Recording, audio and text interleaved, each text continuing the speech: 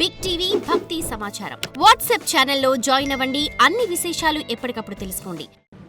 అంతరాయ తిమిరోపశాంతయే శాంతపావనమచింత్య వైభవం తం నరం వపుషి కుంజరం ముఖే మన్మహే కిమపి తుందిలం మహః శరణం కరవాణి శర్మదం తే చరణం వాణి చరాచరోపజీవ్యం కరుణామసృణైః కటాక్షపాతైః కురు మాం అంబకృతార్థసార్థవాహం శారదా శారదాంభోజవదనా వదనాంబుజే సర్వదా సర్వదాస్మాకం సన్నిధిః సన్నిధిం క్రియాత్ విమలపటీ కమలకుటీ పుస్తకరుద్రాక్షసస్తహస్తపుటీ కామాక్షి పక్ష్మలాక్షి కలిత విపంచీ విభాసి వైరించి వాగర్థావివ సంపృక్తౌ వాగర్థ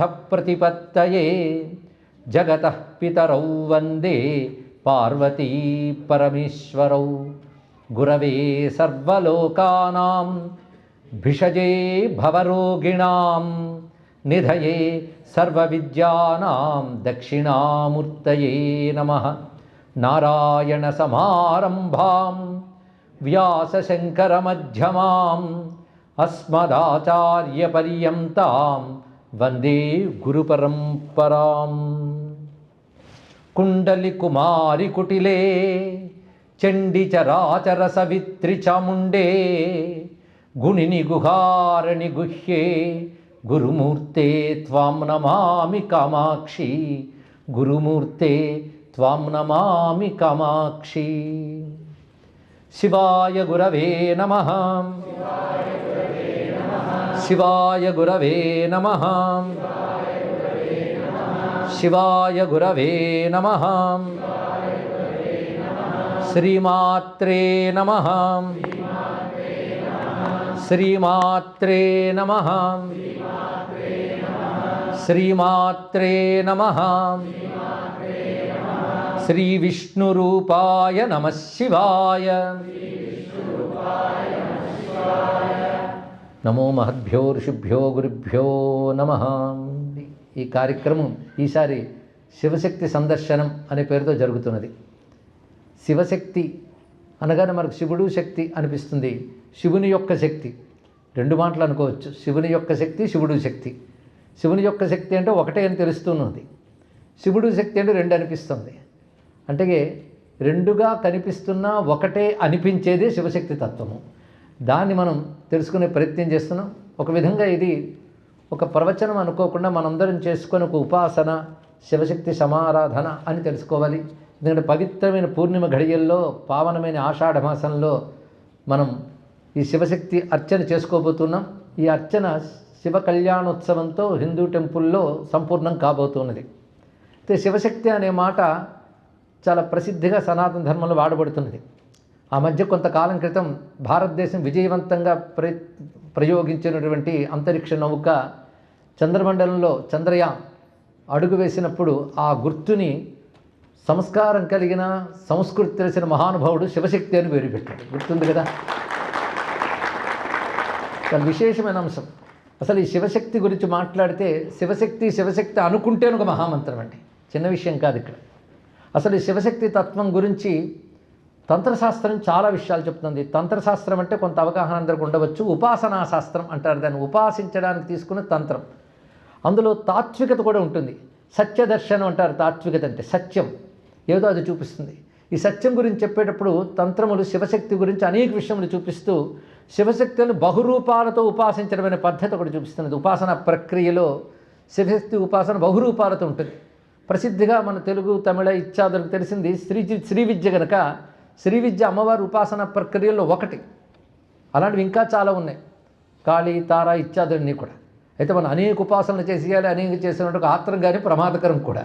ఏ ఒక్కటి గట్టిగా చేసినా అదే సిద్ధినిస్తుంది. కానీ ఎక్కడ చూసినా శివశక్తి ఉపాసన అనేది స్పష్టంగా తెలుసుకోవాలి. మన వైష్ణవం అనేది అంతా వైష్ణవం, శైవం ఇవన్నీ ఉపాసనా భేదములైన తత్వతః అంతా శివశక్తే.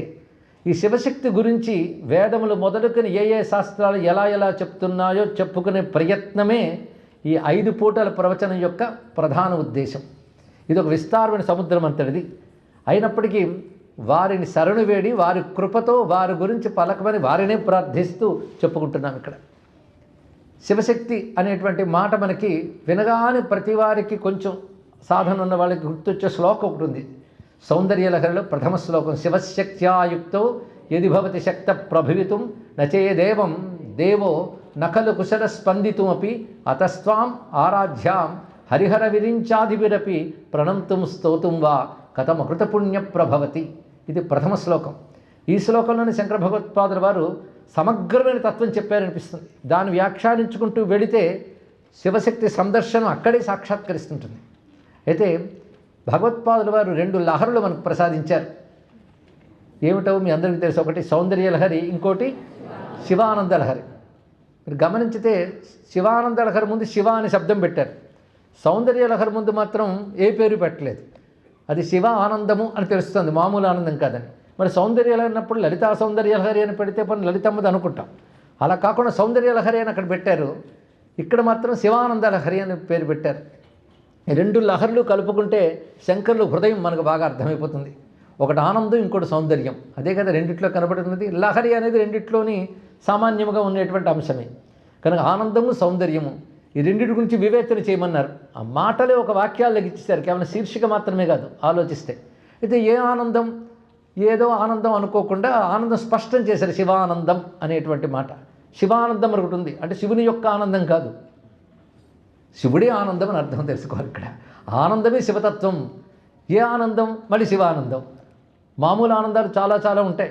మంచి అనుకున్న భోజనం దొరికితే అదొక ఆనందం, ఏదో మనకు అనుకున్న జరిగితే ఆనందం. ఈ ఆనందాలు ఏమి శాశ్వతంలో కావు. పైగా వాటికి ఆనందం అనేది మనం ఆరోపించుకున్న భావమే తప్ప స్వతసిద్ధంగా ఆనందం దానికి లేదు. అందుకే ఈ లౌకిక విషయానందముల యొక్క ప్రస్తావన అక్కడ లేదని చెప్పడానికే శివానందం అని పేరు పెట్టారు. శివానందం, బ్రహ్మానందం అన్నీ ఒకటే అర్థాలు. అంటే బ్రహ్మకు ఆనందం, శివుడికి ఆనందం, విష్ణువుకు ఆనందం ఉండవు, అన్నీ కలిపి ఒకటే. ఉపనిషత్తు ప్రకారం పరతత్వం పరమాత్మ, దాని లక్షణమే ఆనంద స్వరూపం, ఆనందమే పరమాత్మ. అందుకే యోగులందరూ పరమాత్మ కోసమే తప్పించిపోతారు, ప్రపంచం కోసం తప్పించరు. ఎందుకంటే ఏది శుద్ధమైన ఆనందో వాళ్ళకి తెలుసు. మనం వింటూ ఉంటాం కానీ అంత నమ్మకం ఉండదు కనుక వాటి కోసం తప్పించాం. ఎందుకంటే ప్రపంచం కోసం తప్పించేవాడు సామాన్యుడు, పరమాత్మ కోసం తప్పించేవాడు యోగి. అది తెలుసుకోవాల్సింది. తప్పించడం అంటే అర్థం తపస్సును చేయడం, సాధన చేయడం. ఇదే ప్రధానమైనటువంటి అంశం. అది ఎందుకు?